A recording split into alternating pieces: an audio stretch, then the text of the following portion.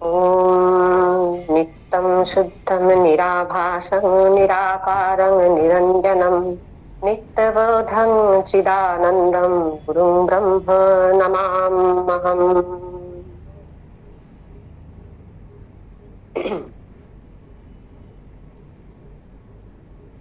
2019-এর কোনো এক দিন হবে, ডেটটা লেখা নেই স্মৃতি থেকে।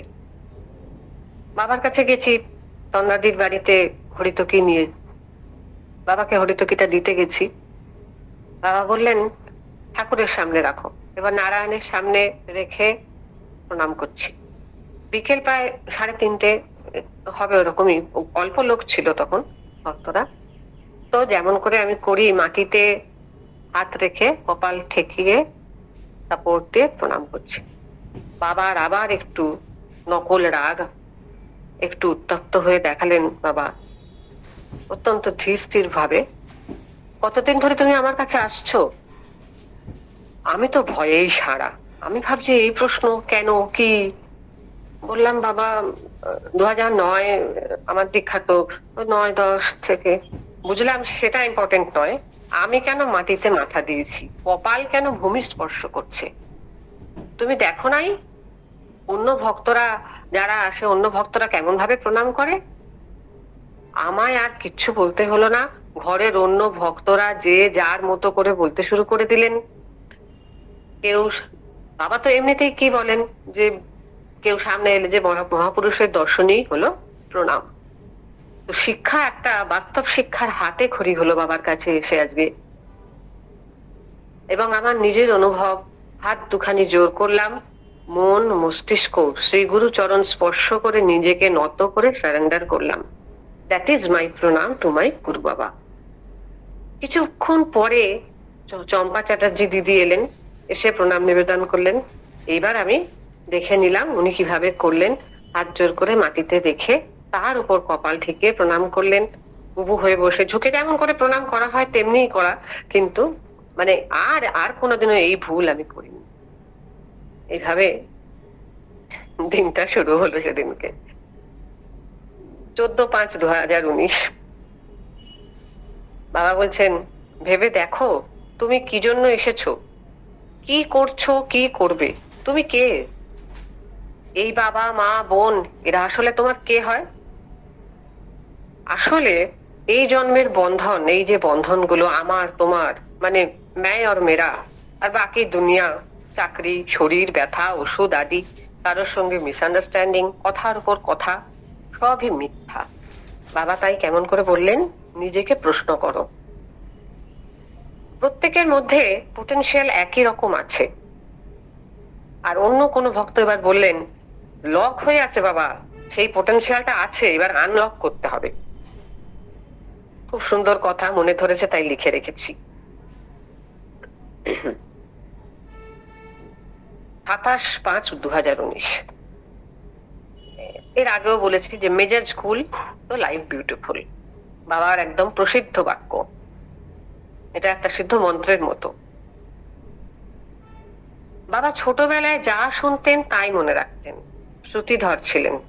একবার পড়েই একেবারে 7-8 পাতা মুখস্থ হয়ে যেত, কি তার বেশি। এখন মানে এখনো তার স্মৃতিশক্তি খুবই প্রখর, অন্তত আমাদের থেকে তো শতগুণ বেশি। মুখাগ্নি করার প্রথা খুবই প্রাচীন প্রথা হিন্দুদের, কিন্তু বাবার মতে it is indecent, illegal and injustice. আচ্ছা, দিব্য জ্ঞান মানে কি? দিব্য জ্ঞান মানে হলো প্রতিটি প্রাণে নিজেকে দেখা, ঈশ্বর দর্শন করা, সর্বজীবে ভগবত দর্শন করা, সমবুদ্ধি হওয়া। সুতরাং মানে গীতারই কথা, এবং প্রত্যেকের মধ্যে নিজে আত্মদর্শন করা। তার মানে কেউ আমার পর নয় এবং আপনও নয়, মানে সবাই আমার নিজের লোক। তো সেইভাবে চলা। তারপরে যে 24 ঘন্টা ধরে জপ করলেও ঈশ্বর লাভ হবে না। বাবা বললেন চিত্তশুদ্ধি করতে হলে দান করতে হবে। কলৌ দানম যেটা বলছিলাম, মহানির্বাণ তন্ত্রে বলা হয়, সেটা তো শাস্ত্রের কথা। কিন্তু বাবা কি করেন আমাদের বাস্তব এতে শিক্ষা দেওয়ার জন্য পুরী, বাঁকুড়া, পুরুলিয়া, কাশী, নবদ্বীপ সব জায়গায় বাবা যেখানেই যান, বৃন্দাবনে যদি যান, সব জায়গায় উনি দান করেন। আর 4 বছর বয়স থেকে ব্রহ্মচর্য, 6 বছরের মধ্যে তিনি পিতৃমাতৃহীন, দিদি চলে গেছেন তো অনাথ হয়ে যান, কিন্তু তিনি যতটুকু মানে পড়াশোনা বা পুঁথিগত বিদ্যা, বাবার মতন ব্রহ্মজ্ঞ মহাপুরুষ তিনি, তার কাছে কিন্তু এই শিক্ষা পুঁথিগত বিদ্যাটা লক্ষ্য করার বস্তু নয়। তার মতো নিষ্কাম কর্মযোগী যিনি, তিনি হচ্ছেন অপ্রাকৃত জ্ঞানের আধার, সর্বভূতে নারায়ণ দর্শন করেন।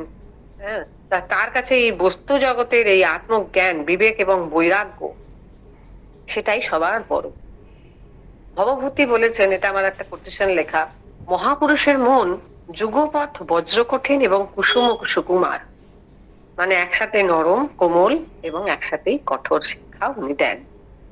উনি যখন সামনে সোজা আমার দিকে তাকান, মনে হয় যেন পরিষ্কার নির্মল স্বচ্ছ দৃষ্টিতে আমার মনটাকে পড়ে ফেললেন আর সবকিছু দেখে ফেললেন।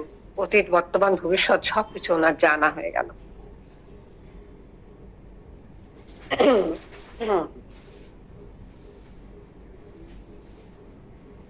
আহ, 1/6/2019 বাঁকুড়ায় দান করার জন্য বাবা চলে যান, ওখানে দানের অনুষ্ঠান ছিল। সেজন্য আমি 27/5 পরে, মে মাসের পরে আর যাওয়া হয়নি, বাবার দর্শন হয়নি।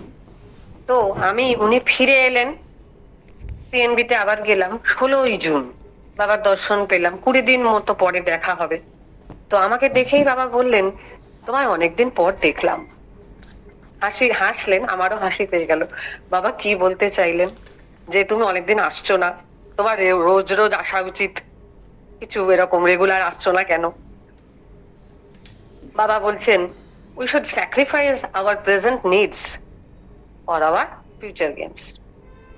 গুরু একটি মহাশক্তি, যে শক্তির জোরে আমি চলেছি, তোমরাও চলো। বারবার বাবা এই এক কথা বলছেন। গুরু কৃপাই সবচেয়ে বড় শক্তি।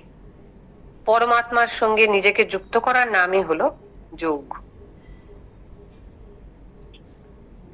19/6/2019 বাবা যোগরত্ন অ্যাওয়ার্ড পান, ব্যাঙ্গালোর গেছিলেন। হ্যাঁ, বাবা আছেন হোটেল আদার্স, হ্যামিল্টন, ব্যাঙ্গালোর। এগুলো আমার এর থেকে লেখা, হোয়াটসঅ্যাপ থেকে। বাবা দুপুরে ভাত, ডাল, ইডলি, পেঁপে সিদ্ধ খেলেন। যেখানেই যান তিনি নিজের থালা গ্লাস সঙ্গে নিয়ে যান। সেদিনকে বাবা একটি কথা বলেছিলেন, কি জগতে আমি আসলাম, সবাই রজ তমগুণে আচ্ছন্ন, শুধু নাম যশ প্রতিপত্তি চায়, সত্যগুণী খুব কম।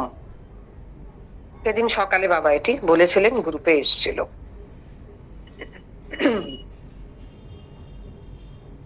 এখানে আমি সদ্গুরুর সামান্য লক্ষণ বলে আমি বোধহয় মানে কোথাও পেয়েছিলাম, লিখে রেখেছিলাম। শান্ত দান্ত কুলীনশ্চ বিনীত শুদ্ধ বেগবান, শুদ্ধাচারু সুপ্রতিষ্ঠিত শুচির দক্ষ সুবুদ্ধিমান, আশ্রমী ধ্যান নিষ্ঠশ্চ তন্ত্র মন্ত্র বিশারদ। আরো কিছু আছে। বাবা হচ্ছেন সর্বশাস্ত্র বিশারদ। এখানে প্রথম দুটো কথা, এটা খুব প্র্যাকটিক্যাল কথা। একটা তো শুদ্ধ বেগবান, মানে উনি সমস্ত বেগকে দমন করে রাখেন, জানি সেটা। আর শান্ত দান্ত কথাটারও অর্থ শ্রবণ মনন নিধিধ্যাসন রূপ বিষয়াতিরিক্ত সাংসারিক যাবতীয় বিষয় হইতে মনকে নিগ্রহ করে রাখা, উইথড্র করে রাখা। তিনি হচ্ছেন শান্ত। আর দান্ত কিনি? দান্ত হচ্ছেন উনি শ্রবণাদি বিষয়াতিরিক্ত বিষয় হইতে, অর্থাৎ বাহ্য 10 ইন্দ্রিয়র প্রতি নিগ্রহবান, মানে এক্সট্রিম সংযমী যিনি, নিজেকে বাহ্য বিষয় থেকে পুরোপুরি গুটিয়ে রেখেছেন, দেখছেন শুনছেন সবই। তো এই শান্ত দান্ত কথাটা বাবার মহাপুরুষের গুণ, সদ্গুরুর গুণ। যাই হোক,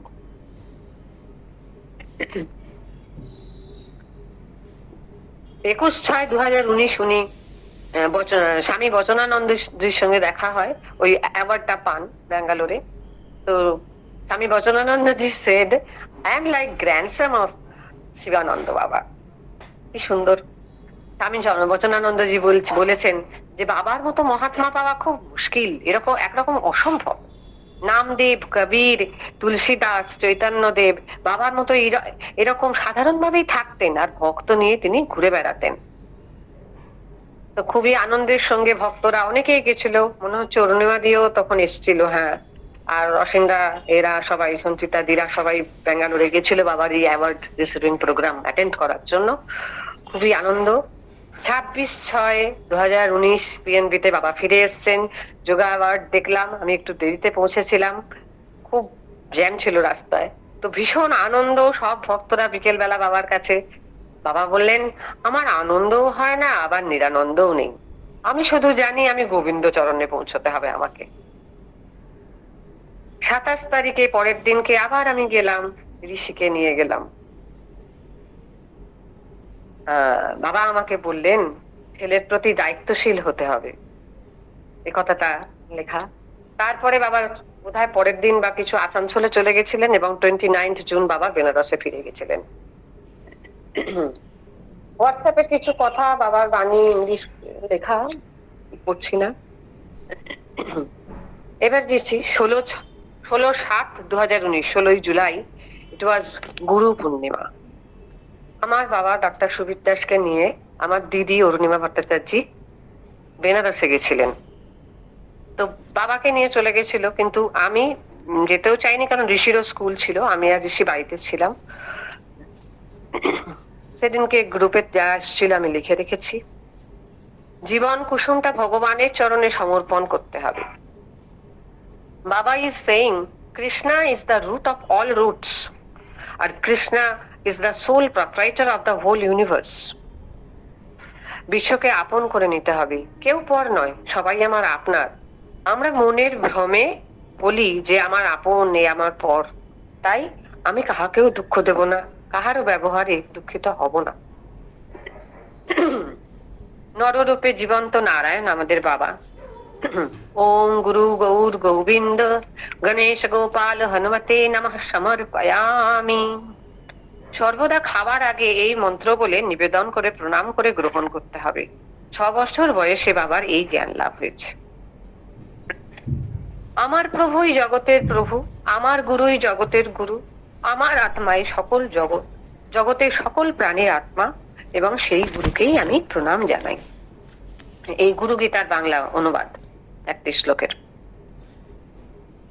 বাবা, তোমার 2 নেত্র, সূর্য এবং চন্দ্র, সর্বদা সমস্ত প্রাণীদের, জীব জগতের কাছে কল্যাণকারী তুমি। আর একটা তোমার আছে অন্তর্দৃষ্টি, তোমার 3য় নয়ন, যেটা আমাদের নিরীক্ষণ করছে সর্বক্ষণ।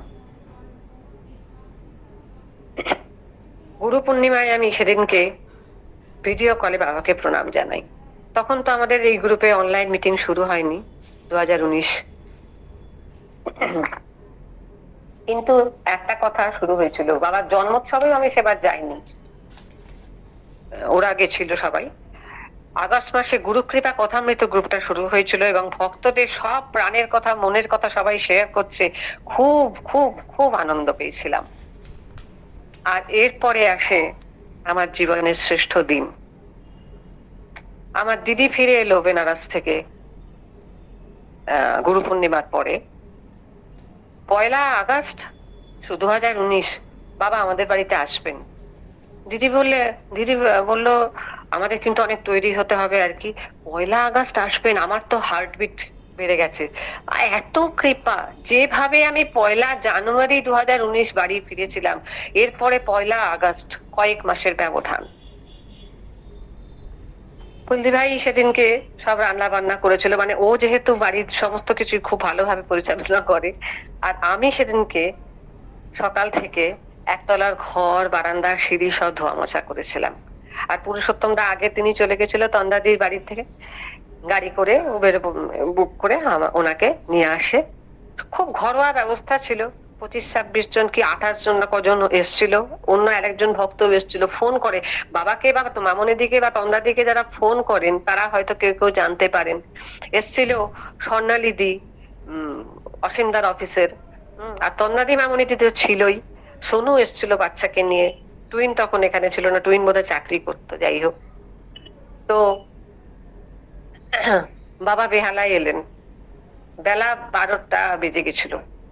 বাবা এসে আমাকে আমরা তো গুরু পূজা করলাম, প্রণাম করলাম, আমার বড়দি মেজদি সবাই মিলে আরতি করলাম, শেষদি আর আমি, ছোট বোন আসেনি, এবং বাচ্চারা সবাই ছিল। খুব আনন্দ, মানে আনন্দ যে কিরকম আমার তো ভাষা নেই। তারপরে বাবা পুজোর ঘরেই বসলেন, যেখানে আমার বাবা রাখা, বাবার মানে ডাক্তারবাবুর সমস্ত 2 আলমারি ভর্তি বই। বাবা আমাকে বললেন কি কি বই আছে, তো লিস্ট বার করে এবার পড়তে আরম্ভ করলাম। আবার দেখে সেই আমার পড়া ঠিক হলো না। অসীম দা এবার লিস্টটা নিয়ে, ডায়েরিটা বাবার বইয়ের লিস্ট করা ছিল, সেটা থেকে পড়ে পড়ে বাবাকে শোনালেন। তো তারপরে বাবা কোনো ভক্তের বাড়ি চলে গেলেন। এখানে ইউনিক পার্ক সামনেই বেহালায় কেউ এসছে, কারণ তিনি অসুস্থ ছিলেন, আমার নামটা না লিখে রাখা হয়নি, তো অসীমদা হয়তো জানে। যাই হোক, তার বাড়ি গিয়ে দেখা দেখা করে এলেন না, নিজে গিয়ে দর্শন দিলেন আর কি। দিদিও গেছিল সঙ্গে। তারপরে এখানে সেবা শুরু হলো। বাবা যখন ফিরলেন, জায়গাটা পুছে টুছে পরিষ্কার করে আবার বাবাকে ভোগ নিবেদন করা হলো। বা ফুলদি ভাই তো সব রান্না বান্না করেছিল বললামই। বাবাকে ভাতের থালা, আলু উচ্ছে মানে করলা ভাতে করা, ডাল সবজি সব দেয়া হচ্ছে। আমি সবজির থালাটা নামিয়ে দিলাম, আর ফুলদি ভাই দিলে ভাতের থালা। আমি তো পরিপূর্ণ হয়ে গেলাম, মানে আমি স্যাচুরেটেড হয়ে গেলাম সেদিনকে। বাবার চরণে সব ব্যথা সমর্পণ করে আমি ধন্য। সেদিনকে আমি, আমার নিজের বাবা সকালবেলায় আদেশ দিয়ে দিয়েছিলেন দিদিকে যে তুমি সব রান্না করো, সব ঠিক আছে, পাটো কিন্তু মোচা রান্না করবে। মোচাটা বাবা কেটে গেল, বাবা তো সব সবজি মানে তৈরি যা কিছু কাটাকুটি। আমি তো শুনে, তো ঠিক আছে আমি করবো। তো আমি তাড়াতাড়ি 10টা নাগাদ, তাও দেরি হয়েছিল, ঘরদোর পরিষ্কার করে স্নান টান করে মোচা রান্না করার জন্য এসেছি। এবার যা হয়, আমার বাবার পছন্দ বা গুরু বাবার পছন্দ ঠিক এক রকমের হবে না। তেল, ঘি, কাঁচা লঙ্কা, গরম মশলা, চিনি, সব যা যা দেয়া সব দিয়েছি এবং তরিবত করেই রান্না করেছি। আমি তো মনে মনে ভাবছি যে বাবা তো এরকম মানে এত এ দেয়া রান্না তো খাবেন না, এটা একটু রিচ হয়ে যাচ্ছে। মনে মনে তো ভাবছি, এটা তো মনের কথা, তো বাবা পড়ে ফেললেনি। কিন্তু আমার বাবার প্রিয় বা সবার খুব ভালো লেগেছিল, আমি ধন্য। বাবা সেদিনকে ওই তরকারি সব বাটিতে স্পর্শ করে করে নিবেদন করে মন্ত্র করে বাবা ভোগ নিবেদন করেছিলেন এবং গ্রহণ করেছিলেন। তো বাবার স্পর্শ করা মানেই গ্রহণ করা, সুতরাং আমরা সবাই খুব আনন্দ। আর আমাদের বাড়িতে সবাই, ছোট পিসি, বাড়ির পাশের বাড়ির বড় জেঠিমা এবং অন্যান্য আত্মীয়রা সবাই, বাড়ির বাচ্চাগুলো সবাই এসে সেবা করার পরে বসলো বাবার সামনে। অসীম দাকে বললেন বাবা জীবনীটা বলো। এবার অসীম দা তো বাবার কথা বলতে একদম খুবই দক্ষ, এবং খুব আনন্দ সহকারে সবার সামনে অসীম দা বসে জীবনী এবং বাবার কথা বললেন। তো আমরা যে বাবার কৃপা কিভাবে পাই, উনি আমার মনের কথা পড়ে নিলেন, এবং মানে ফুলদি ভাইয়ের ইচ্ছা এবং আমার মনের ইচ্ছা সব একসাথে উনি পূরণ করে দিলেন। আমি ধন্য হলাম। এজন্য 1লা আগস্ট দিনটা আমার চিরস্মরণীয়, এবং বারবার আমি বাবাকে ওই দিনকে স্মরণ করি যে তুমি এসেছিলে আমাদের বাড়িতে, এই অন্ধকার ঘরটাকে আলোকিত করে দিয়েছিলে। 16ই সেপ্টেম্বর 2019, গণেশ ঘোষের বাড়ি, খুবই ঘরোয়া পরিবেশ, নাগের বাজারে, আমার ভীষণ প্রিয় জায়গা। সেদিনকে ওখানে পিএন বাগচির পঞ্জিকা নিয়ে কিছু কথা হচ্ছিল, বেশি কিছু লেখা নেই। যাই হোক, 20 সেপ্টেম্বর আবার পিএনবিতে বাবা গুরুদেবের কাছে বাবা সেদিনকে খুব আনন্দ প্রসন্নতার সঙ্গে মুখমণ্ডল উজ্জ্বল হয়ে উঠলো বাবার। গুরুদেবের কথা বলছেন, স্মৃতিচারণ করা। ওনার গুরুদেব শ্রীমৎ স্বামী ওঙ্কারানন্দ গোস্বামী নবদ্বীপের, উনি থাকতেন গুরুদেবের কাছে। অত্যন্ত প্রীতিকর ছিল সেই, সুখকর ছিল দিন। আমি গুরুদেবের কাছে শুইতাম, সুখকর আনন্দময় স্মৃতি। আর বাকিরা সবাই যারা ব্রহ্মচারী ছিলেন তারা একটু বয়স্ক ছিলেন, বাবা আমাকে কাছে নিয়ে শোয়াত। মানে এই কথাটা বলতে বাবার এত আনন্দ, এত তৃপ্তি। বাবার প্রিয় খাদ্য গাদাল পাতা দিয়ে আলু, পেঁপে, কাঁচকলা সহযোগে শুক্তো তরকারি। ওই দিনকে চম্পা সরকার বলে একজন বাবার ভক্ত আছে, উনি কিছু গুরুতত্ত্ব টাইপ, মানে বাবার কথা বলতে সবাই আনন্দ পায়। আমি কখনো বাবার কাছে গিয়ে বসেছি, আবার পরে এপাশে এসে প্রসাদ নিয়েছি, অন্য ভক্তদের সাথে কথা বলছি। আমি পরে আসলে বুঝেছি যে সকালে যাওয়াটা বাবার কাছে ঠিক সমীচীন নয়। বিকেলে গেলে কত ভক্ত, সবার হাসির মুখ, বাবা কত খুশি, ঘর ভর্তি লোকের মাঝখানে বাবার প্রসঙ্গ, বাবার কথা আলোচনা, এবং বাবা নিজেও অনেক কথা বলেন যা আমাদের কাছে জ্ঞান দানকারী। তো সুতরাং বিকেল বেলা যাওয়া এবং সন্ধ্যাবেলা বাবা যেমন 7টা 7:30, প্রথম দিকে আমি একটু তাড়াতাড়ি চলে আসার চেষ্টা করতাম, কারণ বাড়ি বেহালায় ফিরতে আমার মোটামুটি 2.5 ঘন্টার ওপর, সুতরাং বেশি রাত্রির করাটা ঠিক না। কিন্তু ঋষিও খানিকটা হতো, ও কোচিং যেত বা বাড়িতে থাকতো, আমি তখন ক্লাস 10। তো যাই হোক, চম্পা সরকার বলছেন বাবা হচ্ছেন পাপ হরণ কর্তা। পাপ বাড়তে বাড়তে ঘোড়া পূর্ণ হলে বাবার কোলে আশ্রয় পায় লোকে। আর বাবা কিন্তু সদা প্রস্তুত পথ দেখাতে, সাহারা দিতে। তিনি তো পূর্ণব্রহ্ম নারায়ণ, তিনি নিত্য বিরাজমান সকলের হৃদয়ে। আর আমারও মনে হলো ধর্মের পালক রক্ষক হয়ে, ধর্ম প্রকাশক হয়ে তিনি সূর্যের মতো এই চরাচর জগৎকে ঘিরে রয়েছেন। আর মানব ধর্ম কি? মানব ধর্ম হচ্ছে অন্য মানুষকে সাহায্য করা, জীবে প্রেম করা। অপরকে ভালো না বাসলে নিজেকে ভালোবাসা যায় না। সবার মধ্যে যে আমি আছি। বাবা বললেন, পূর্বজন্মে যারা অন্নদান করেনি, পাপ অন্যায় এ জন্মে ব্যাধি জড়া হয়ে প্রারব্ধ হয়ে ভোগ করতে হয়। জন্মান্তরের এই কর্মফল থেকে কারুর মুক্তি নেই। No one can escape from this cycle. তো বাবার কৃপা পাওয়া, আশীর্বাদ প্রাপ্তি তো নিত্য চিরদিনের। তিনি সবাইকে বলয় আকারে বায়বীয় মণ্ডলের মধ্যে, এখনো এই ঘরের মধ্যে উনি রয়েছেন। তো দর্শন মাত্র পুণ্য অর্জন, বাবার কাছে যেতে পারাটাই একটা বিশাল আনন্দ, চৈতন্য কণার একাংশ পাওয়া। আর দয়া করে যদি হাত দুটি মাথার উপর মেলে ধরেন, সে কৃপা তো উপরি পাওয়া। আজকে আমি এই পর্যন্তই রাখি।